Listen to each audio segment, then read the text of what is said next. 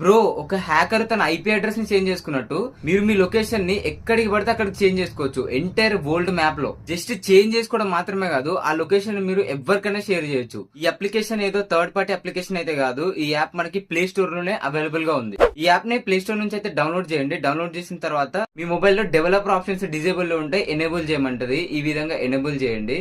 ఈ developer options లో మీరు కొంచెం స్క్రోల్ డౌన్ చేసుకుంటూ వెళ్తే మీకు లాస్ట్ లో ఈ విధంగా సెలెక్ట్ మాక్ లొకేషన్ అనేది కనిపిస్తుంది.